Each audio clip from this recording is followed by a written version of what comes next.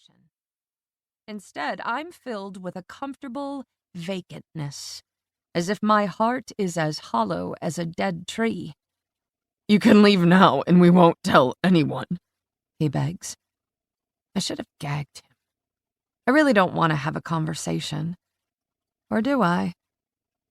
I don't need to explain my actions. He knows how we got to this place. He knows he's at fault. But maybe I need to revel in his pain. Did he take pleasure in mine? Probably. That's the kind of man he is. He's caused plenty of people distress in his lifetime. He's a bastard, a bully, a user. A new thought pops into my head. Maybe he's the parasite, feeding on other people's suffering like a plant absorbs sunlight. He's an invasive vine that needs to be pulled from the garden by the root. Like poison ivy. Eliminating him will leave a mark, but it must be done. He licks his lips. "You don't know what you're doing. You've never killed anyone. It'll ruin you." I guess I'll find out. Tormenting him sends a rush of pleasure through me. The tables are finally turned in my favor. How does it feel to be helpless, to know you're going to die? He clamps his mouth shut, and his face goes as pale as ice. The old woman cries out, then begins mumbling a prayer. She repeats the words over and over. They prickle my nerves and stoke my hate higher. God didn't answer my prayers. He let me suffer. How dare she ask for his intervention now, when she's finally paying the price for her sins? I point the gun at her. "Shut up," but she moans. Fury rushes through me and words burst out. "I am in charge!" Control slides further away, and I don't bother to reach for it. I lunge forward, press the gun to her head, and pull the trigger. She slumps instantly. Her death is so fast, so abrupt, it's almost anticlimactic.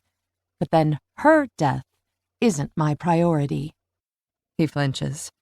Then shock smooths all emotion from his face. His gaze shifts from his mother to me. His mouth opens, then closes again.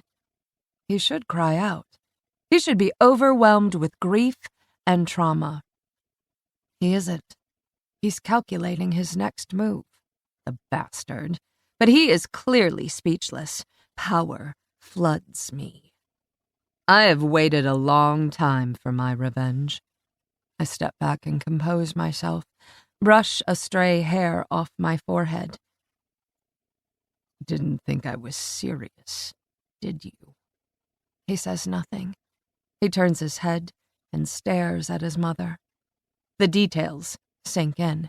His face morphs into a mask of disbelief and horror. But I can't be sure if it's an act. Anyway, I want more. I want acknowledgement for my suffering. Anger rides my skin like fire ants. He owes me a response, damn it. "Answer me!" I shout. When he doesn't, I aim at his kneecap and fire.